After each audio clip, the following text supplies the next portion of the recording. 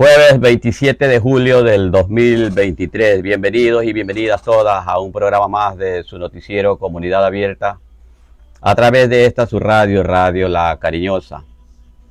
El saludo para todos ustedes realmente y el agradecimiento por honrarnos con su gentil sintonía, con la forma que nos hacen llegar los comentarios, que realmente no hacen otra cosa que comprometernos a continuar en esta línea de trabajo, de servicio, en esta línea periodística para presentarles programa a programa los diferentes candidatos que están terciando como para la Asamblea Nacional en representación de la provincia del Oro, como de igual manera también los binomios presidenciales. En esa línea pues es digno destacar que la benevolencia y la gratitud de ustedes de resaltar de que nos siguen programa a programa, de que siempre se informan con nosotros, de que interactúan con nosotros, pues y eso realmente, como les digo, nos compromete a continuar pues sirviéndoles de la mejor manera con un programa en donde hacemos el análisis político, social, económico de una forma imparcial, vertical y transparente. Queremos de la misma manera también continuar invitando a todos los candidatos a asambleístas de la provincia del Oro, pues realmente se acortan los días. Se llega ya, se aproxima el 20 de agosto, que es el día de las elecciones, pues, y pues queremos que los candidatos asambleístas que aún no han visitado la radio, que no han venido a esta programación, pues lo hagan. Hacemos el llamado público para que todos, sin distinción de movimiento, de partido político, de ideología política, acá los tratamos a todos con el mismo aprecio, con el mismo cariño, y es esencialmente, pues únicamente con la finalidad de que den a conocer su plan de trabajo, su plan de acción, pues su trayectoria, para que en definitiva sea el pueblo del Cantón El Guabo, de la provincia del Oro, quien en determinado momento pues tenga los argumentos necesarios para tomar la decisión más correcta y votar este 20 de agosto por los hombres y mujeres que creamos estén en mejores condiciones de representar a nuestra provincia y de representar al país como binomio presidencial. Para el programa de hoy, como lo habíamos anunciado en nuestras redes sociales, pues tenemos la presencia de un gran amigo, un conocido, siempre ha estado por acá, nos ha visitado en oportunidades anteriores. Hoy, candidato a asambleísta por la provincia del Oro, el economista Esteban Quirola, pues realmente él viene para conversar, para dialogar con nosotros, aunque entendemos que su estado de salud no es el óptimo, pero sin embargo, haciendo el esfuerzo, estamos ya acá, economista, y esperemos pues realmente que podamos llevar este diálogo en el mejor término y que salgamos fortalecidos, que el pueblo que nos escucha, que nos ve, pues realmente se empape y conozca un poco más de su trayectoria y más que todo de sus propuestas. En primer lugar, pues economista, con el buenas noches para todos los amigos que nos ven, que nos escuchan en el Ecuador y en todo el mundo a través de este radio digital. Bienvenido. Muchas gracias, sociólogo. Un fuerte abrazo a toda la gente linda que nos acompaña esta noche. Les saluda Esteban Quirola. Un gusto compartir con la gente del Guabo. Un saludo a mi familia. Como ustedes saben, la familia Quirola somos de aquí, oriundos del Guabo, y tenemos mucho cariño hacia este cantón. Buenas noches. Sí, buenas noches, economista. Realmente es importante de que, como les decía hace un momento, pues la gente que nos ve, que nos escucha, tenga los elementos necesarios, conozca la trayectoria de los candidatos, conozca su programa de trabajo, ¿no es cierto?, para con eso pues tomar una decisión final que le permita pues definitivamente este 20 de agosto votar por los mejores candidatos, por los mejores hombres, por las mejores mujeres que nos representen como asambleístas en representación de la provincia del Oro. Dentro de ese marco, coméntenos cuáles son las propuestas que usted va a llevar a la asamblea como asambleísta en representación de nuestra provincia. Bueno, en principio es importante el análisis del perfil de los candidatos. ¿Tú votarías por alguien que no conoces? Probablemente no. La gente termina votando por quien conoce, por un amigo, por un cercano, y la gente encuentra en Esteban Quirola a ese amigo que te escucha para levantar la voz por ti en la asamblea.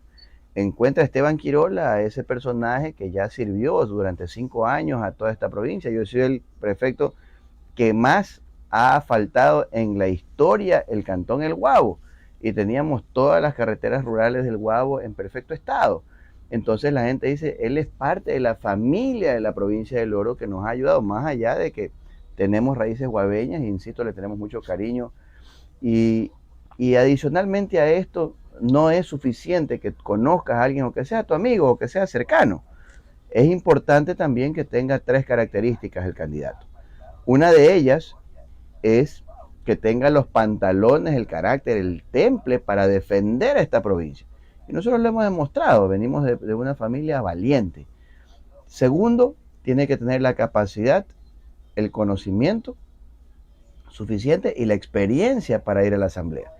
Hay tan poco tiempo que tú no puedes poner a un improvisado o alguien que de repente lo pusieron en una lista simplemente porque es el amigo de o porque es el pariente de. Eso no nos va a dar buenos resultados y ya venimos de una asamblea que fue vergonzosa, una asamblea en la que más del 96% de los ciudadanos no creíamos en esa asamblea. Y eso no puede volver a suceder. Hoy que hay la muerte cruzada y que se limpia completamente esa asamblea, es la oportunidad de ir allá y dar el ejemplo de lo que debe de ser un asambleísta de aquí, de la provincia de El Oro. Y tercero, y más importante todavía, es que tenga ese corazón y ese deseo de servir a todos los ciudadanos. Dentro de aquello, pues entonces, economista, realmente es importante destacar la labor que cumple un asambleísta y sabemos que legalmente, constitucionalmente, tiene dos tareas básicas y fundamentales, que es legislar y fiscalizar. Dentro de la tarea de legislar, pues obviamente pues habrá que llevar proyectos, propuestas a la Asamblea Nacional que tiendan a resolver los problemas más gravitantes que tiene en este caso la sociedad, hablando de la provincia del Oro. ¿Cuáles son esas propuestas que usted tiene en mente, en carpeta, para tratar de impulsarlas al interior de la Asamblea Nacional y se conviertan en ley? Miren, en temas de legislación, por ejemplo, yo siempre hago esta pregunta que la gente dice, oye, pero la pregunta es demasiado obvia y nadie te respondería que no. Y igual se la hago. ¿A usted le gustaría pagar menos en su planilla de luz todos los meses? Por supuesto que sí, a todo el mundo. Entonces usted votaría por Esteban Quirola, porque nosotros entendemos la necesidad de todos los ciudadanos de bajar sus gastos. Uno de esos es la luz eléctrica. Hay que hacer una ley de eficiencia donde a ti te terminen bajando el costo de la luz que se transfiere a esa planilla, y eso va a hacer que pagues menos todos los meses en tu planilla de luz. ¿En qué tiene que estar enfocado el plan de trabajo de un asambleísta? Muchos hablan de salud, de educación, de seguridad, pero seamos realistas, la gente lo que está pensando todos los días es cómo tiene un empleo o cómo consigue dinero para llevar a sus hogares la comida. Por eso nuestro plan de trabajo se basa casi un 100% en generación de fuentes de empleo. Fíjate cómo tenemos el Campo Amistad, el gas del Golfo. ¿Y qué beneficio ha recibido el Guabo? Bajo Alto debería ser un paraíso con la cantidad de dinero que tienen que entregarnos. Y no lo hemos recibido. Ahí está Esteban Quirola, un amigo que conoce y entiende lo que está sucediendo para ir y exigir que se nos entregue el dinero. Que ese dinero, por cada $10,000 que se pone en el sector público, se calcula que se crea una fuente de trabajo. Imagínate cuántos millones tenemos que recibir. No solamente de eso, también hay un problema grave en el Guabo, que aquí se produce, sin embargo se registra en otros cantones o en otras provincias, que es más grave todavía, el ingreso de este cantón. Entonces no te regresa ese dinero. Hay que ir al SRI y decir, señores del SRI, hagan bien su trabajo. Registren la producción de todo el banano que está aquí en el Guabo, regístrenlo en el Guabo, de tal manera que regrese dinero a las alcaldías, a las juntas parroquiales, a la misma prefectura, para que sea invertido. Esa inversión también genera fuentes de empleo. Por eso, insisto, nuestro plan de trabajo está basado en que se generen fuentes de empleo. Mira, tenemos más de $100 millones o alrededor de $100 millones que no nos entregan por regalías mineras a esta provincia. Ahí hay 10,000 plazas de trabajo. ¿Por qué razón no se ha ejecutado el plan provincial de riego? El agua es producción, la producción es empleo, el empleo significa dinero en los hogares, dinero en el bolsillo de la gente. ¿Qué asambleísta ha reclamado porque no le han entregado los fondos que nos corresponden a esta provincia para que haya riego? Y esto significa que también haya fuentes de empleo. Sí, es interesante realmente su propuesta, y más allá de todo aquello, pues también debemos tomar en consideración de que la provincia del Oro ha sido relegada en algunos aspectos. Dentro de aquello, pues tenemos que realmente topar un asunto que concierne directamente con nuestro cantón, como es el problema vial. Nosotros, por ejemplo, hacia el norte, que nos une con la provincia del Guaya, pues tenemos una vía en pésimo estado, que está concesionada, que ya estamos pagando un peaje. Así es. Sin embargo, la obra no avanza. No entendemos los guabeños cómo es posible que estamos cancelando y no vemos, pues no nos beneficiamos de la obra concluida.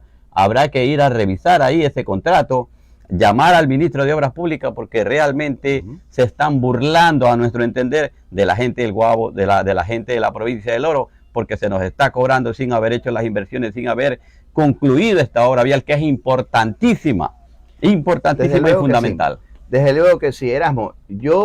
El momento en el que se estaba haciendo la socialización de esta mal llamada concesión, porque realmente lo que ha sido esto es un regalo, han regalado los derechos de la provincia del Oro. Yo les dije, llegará el año 2023 y no estará construida la carretera. El tiempo nos termina dando la razón.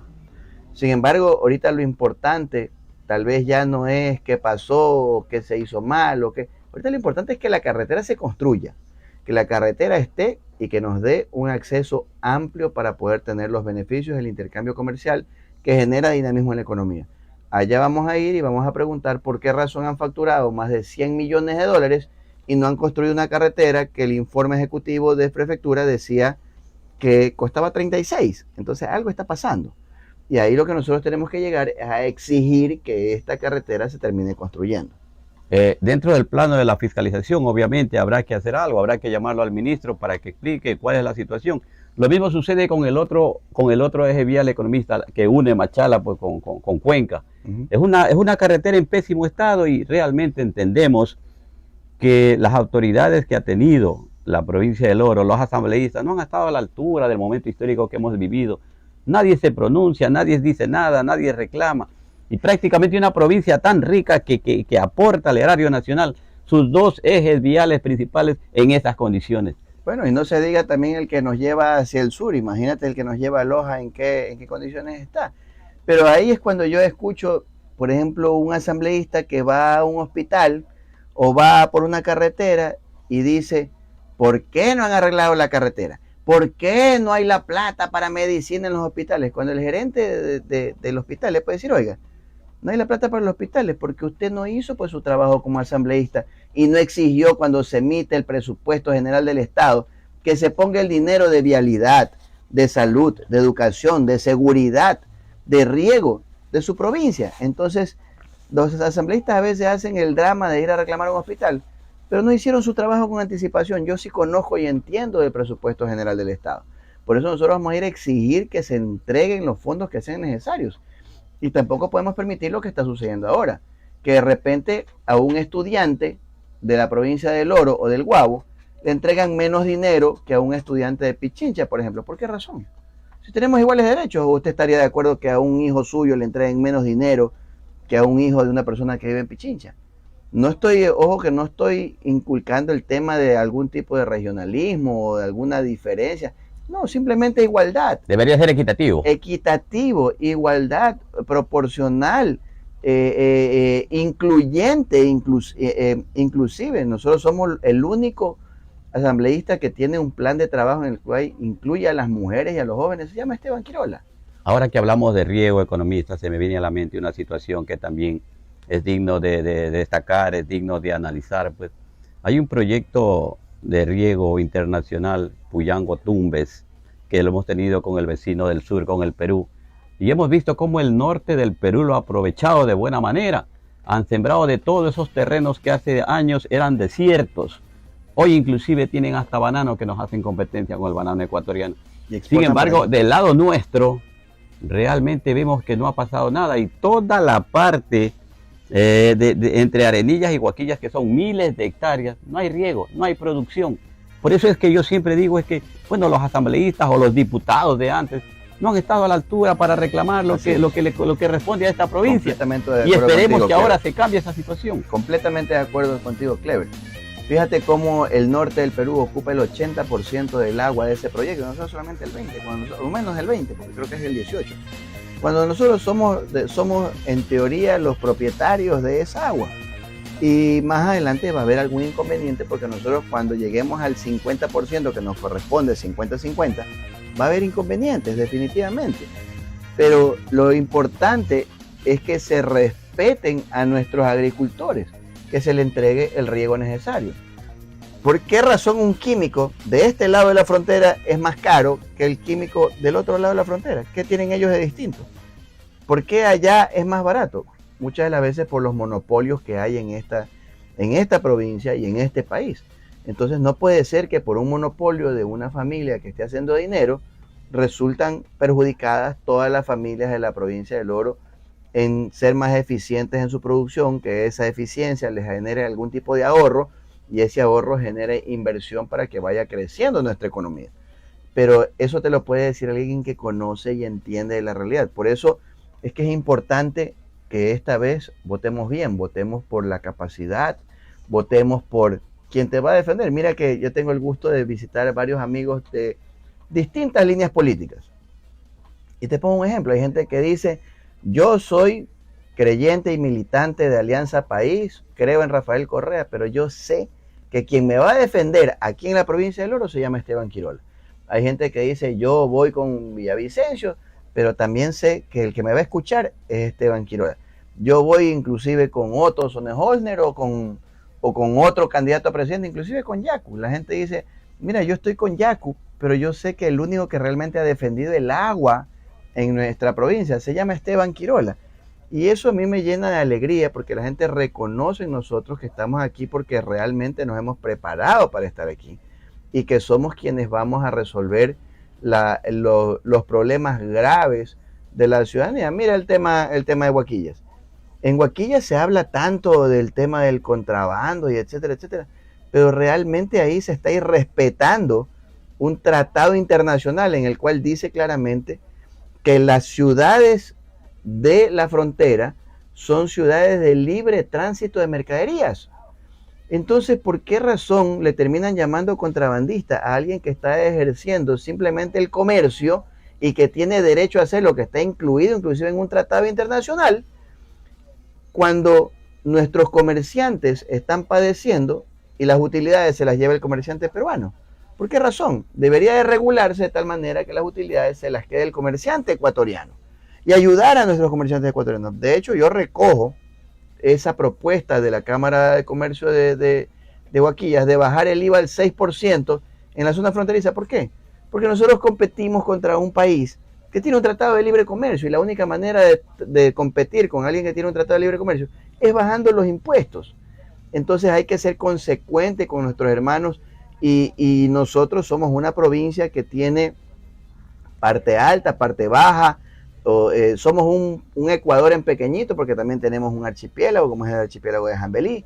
Tenemos una zona piemontana que se parece muchísimo a la zona amazónica. Entonces tenemos tal nivel de riqueza, pero penosamente esa riqueza se va a otros lugares del país y no regresa a nuestros ciudadanos que tienen todo el derecho del mundo y que están pasando inclusive necesidades. Dentro de otro aspecto que tiene que ver directamente con una problemática muy sentida en nuestro cantón, acá en el Guabo, conocemos, bueno, el Guabo, el cantón que mayor producción de banano, con 19.000 hectáreas de producción en el país. Sin embargo, el precio referencial ha sido un problema que realmente no ha habido autoridad alguna que se haya empeñado en hacer que se respete ese precio referencial. Y bueno, nuestros agricultores hoy están recibiendo $2.50 por una caja de banano. Nos están viendo y nos están escuchando. Yo sé que muchos amigos bananeros saben esta situación y realmente dicen, pero es que, ¿qué es lo que está pasando? No tenemos a alguien que saque la cara por la provincia del Oro. Aquí hay un dirigente que lo ha de conocer, el abogado Segundo Solano, que es nuestro amigo. Seguro que sí. Y él ha sido siempre un defensor del pequeño y mediano productor, pero no llega más allá de eso, de la protesta, de la declaración, de la movilización. Pero realmente donde se decide la cosa, donde el ministro de Agricultura debe llamárselo a la Asamblea Nacional para que explique por qué no hace cumplir la ley, es allí en donde necesitamos asambleístas que vayan a defender los intereses de los pequeños y medianos productores de banano. Mira, desde luego que sí, y a mí los grandes exportadores no me quieren mucho justamente por lo que te voy a decir. ¿Qué es más importante, el precio de sustentación o el precio promedio de un bananero en el año? Por supuesto que el precio promedio es lo más importante, porque si tu precio promedio está por encima del precio de sustentación, entonces vas a tener utilidades para poder reinvertir y que el banano funcione. Yo considero, de acuerdo a nuestra experiencia, que hay tres factores que ocasionan lo que se ocasiona. ¿Tú sabes quién es el primer productor del mundo de banano? El primer productor del mundo del banano se llama Brasil. ¿Sabes cuántas cajas exporta Brasil? 0. ¿Has escuchado alguna vez a un productor bananero de Brasil quejarse por el precio?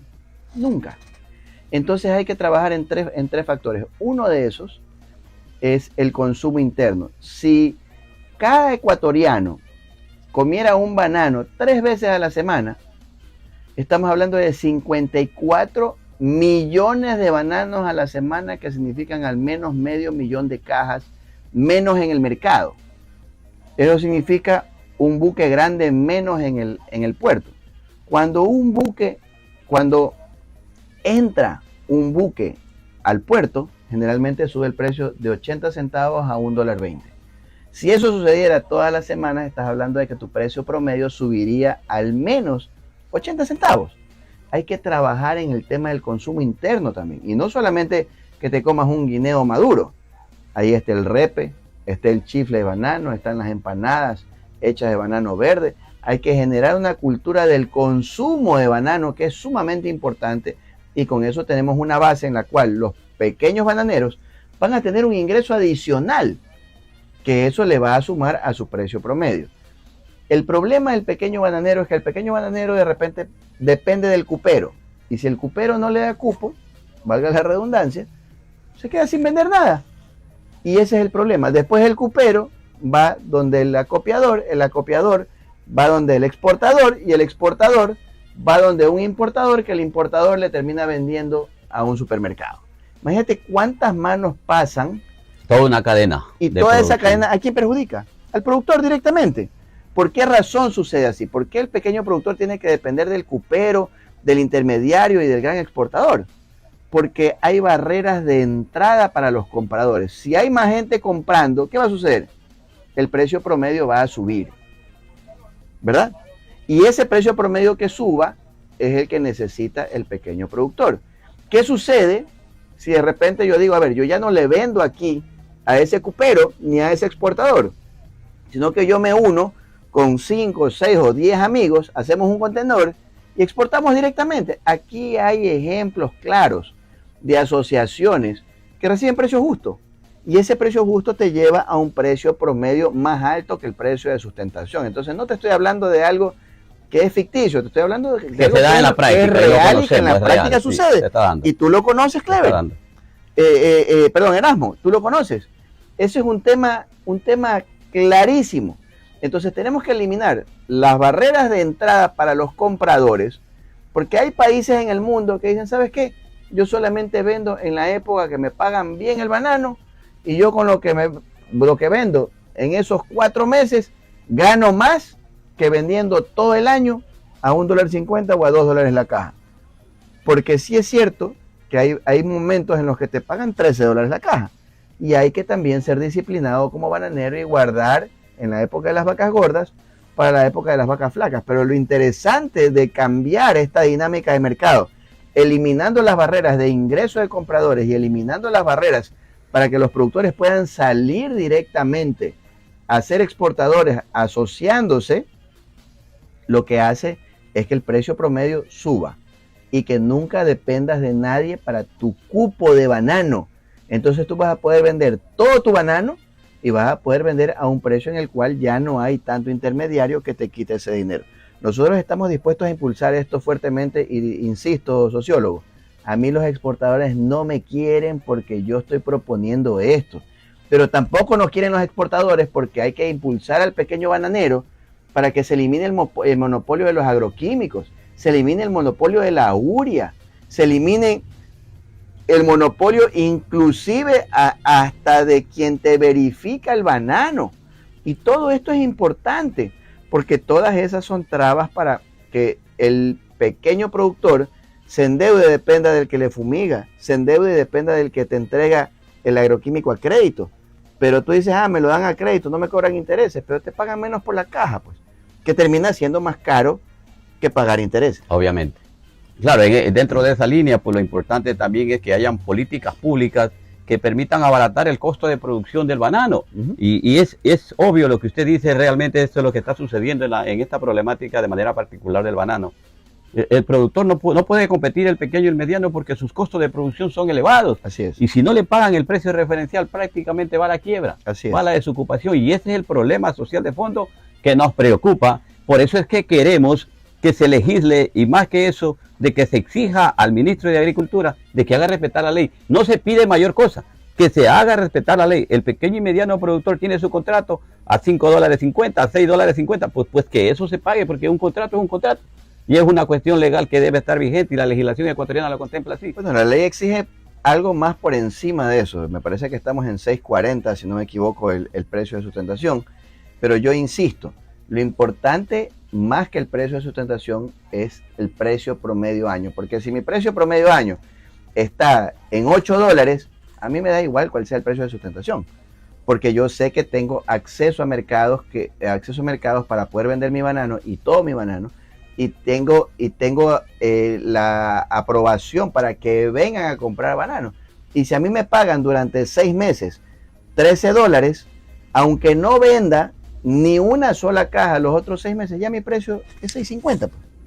¿No le parece, sociólogo? Claro que es así. Entonces mira cuán importante es el tema del precio promedio y de permitir que vengan compradores para que se desplacen los monopolios, insisto, de los acopiadores. Yo entiendo que los acopiadores también tienen derecho a hacer una actividad comercial. Yo entiendo que los exportadores también hacen una actividad comercial. Sin embargo, no puedes tú agredir al pequeño productor, peor aún en una provincia donde tenemos la mayor cantidad de productores por debajo de 20 hectáreas. Hay gente que tiene media hectárea produciendo. Hay gente que tiene 1 hectárea produciendo aquí en la provincia de Oro y son totalmente irrespetados. Por eso es importante que se abra este tipo de mercados para que el bananero sea el que tenga la sartén por el mango y no el comercializador. Dentro de otro aspecto, economista, quisiéramos también escuchar su criterio, el análisis para que la gente, el pueblo que nos ve, que nos escucha realmente, que está atento a su pronunciamiento, porque entendemos que hay expectativa por tratar de cambiar esta situación que vamos viviendo, esta crisis que se ha venido manteniendo en estos últimos tiempos, y aspiramos, todos los ecuatorianos vemos en el proceso electoral de alguna manera una salida de tratar de elegir, de no equivocarnos, de elegir bien, de llevar a los mejores representantes a la asamblea. Y dentro de esa línea, pues la gente está a la expectativa, a ver qué dice el uno, qué dice el otro, cuáles son las propuestas que realmente está planteando. Dentro de ese marco nos gustaría, ingeniero, economista, escuchar su criterio en lo que tiene que ver con el tema del seguro social.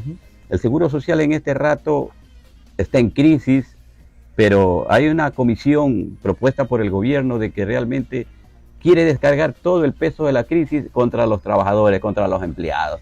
Y la deuda que tiene el Estado, el gobierno, que bordea los 20.000 millones de dólares, está allí. Entonces, ahora quieren subir de 30 años a 35 años la aportación y la jubilación de 60 a 65 años de edad, que prácticamente con 65 años de edad promedio de un ecuatoriano, prácticamente, ¿qué es lo que va a disfrutar de su jubilación? Así es. Nada, absolutamente nada. Quisiéramos escuchar cuál es su criterio en torno a esto. A ver, te va a sonar extraño lo que yo te voy a decir, pero es la realidad.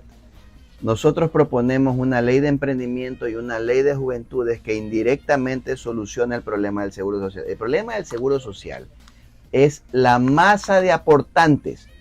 ¿Cuántos aportantes tenemos hoy en día que te logran sustentar a todos nuestros adultos mayores que ya cumplieron con la patria?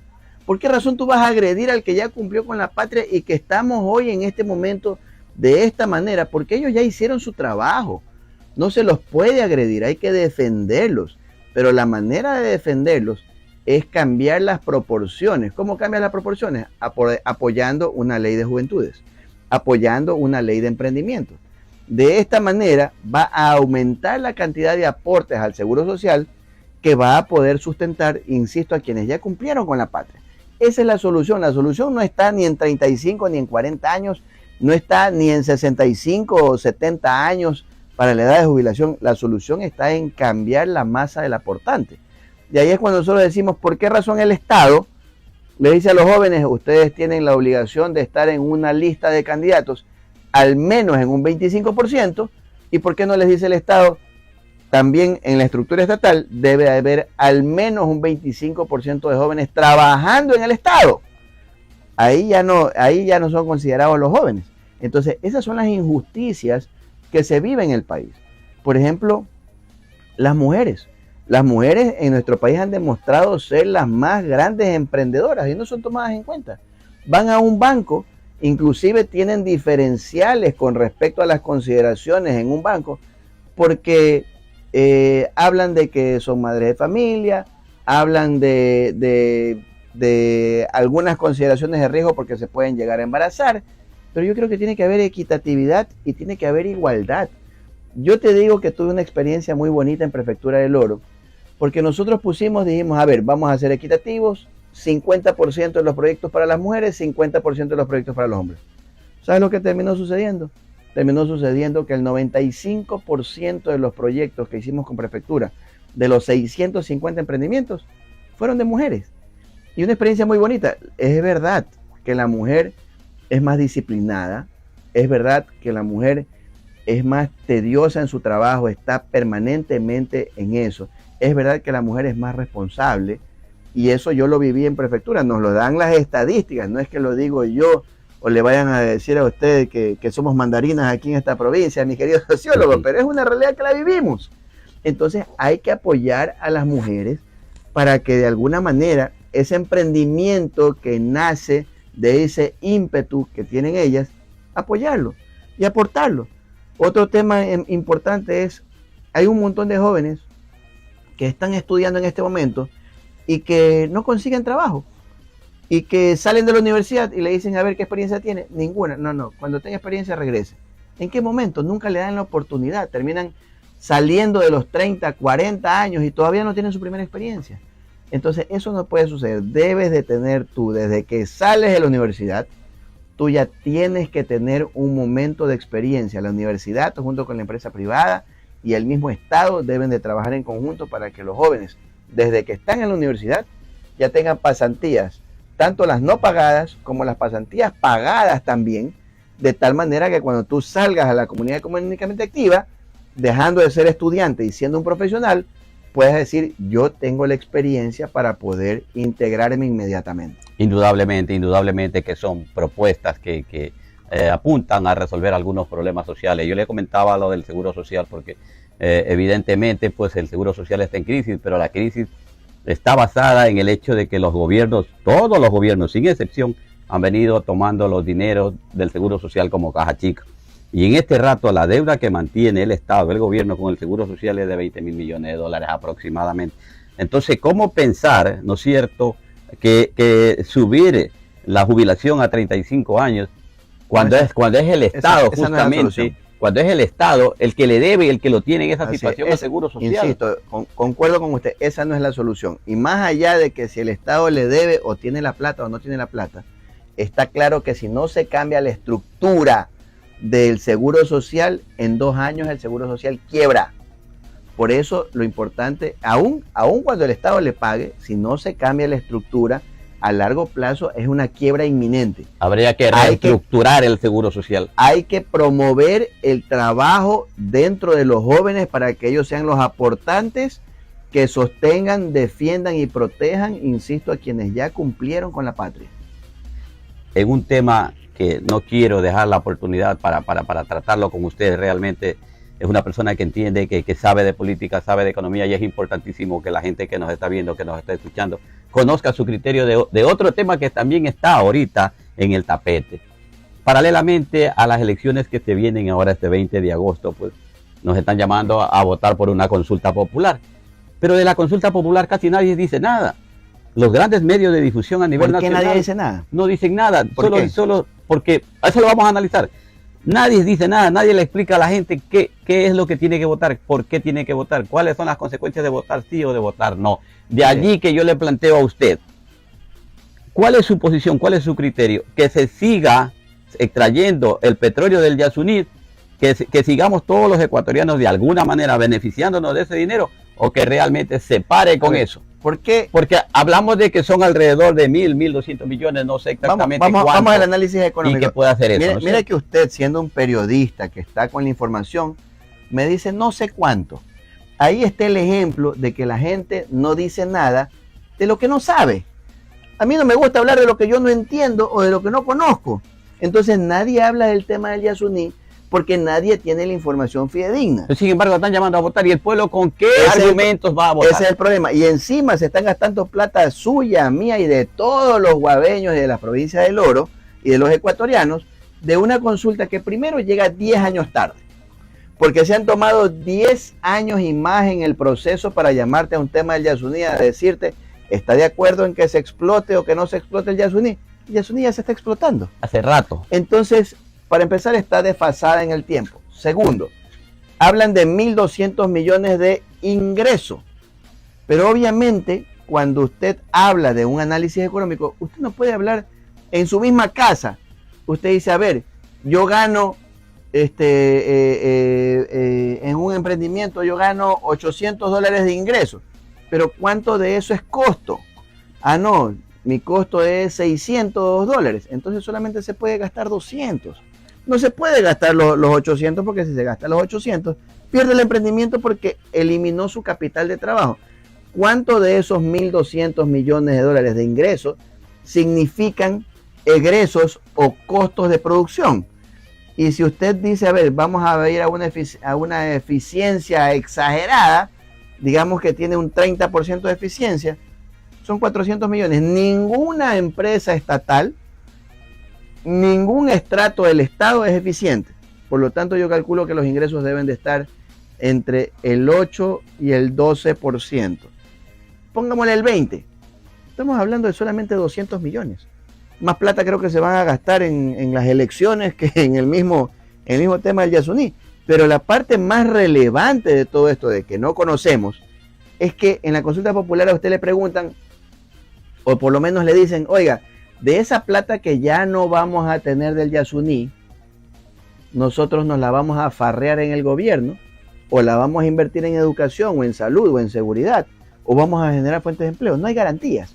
Entonces, si usted me pregunta a mí, ¿qué tengo que escoger yo entre que la gente coma o un tema ecológico? Y ojo, que yo soy declarado ecologista, defensor del agua. Tengo 3 reservas ecológicas privadas a mi cargo y probablemente ningún candidato asambleísta te puede decir lo que yo te estoy diciendo. Yo no puedo dejar de lado ni poner por encima de un ciudadano la ecología porque la gente tampoco puede morir de hambre. Pero si tú me dices a mí, oiga, yo voy a coger ese Yasuní, lo voy a explotar y me voy a farrear la plata en el gobierno, ¿qué sentido tiene la consulta? Por eso es que nadie habla de la consulta porque nadie conoce ni entiende de qué se trata la consulta.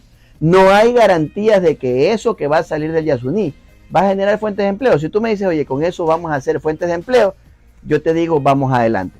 Pero si tú me dices, se justificaría de alguna manera. Se entendería, porque ahorita no hay ningún justificativo, se entendería.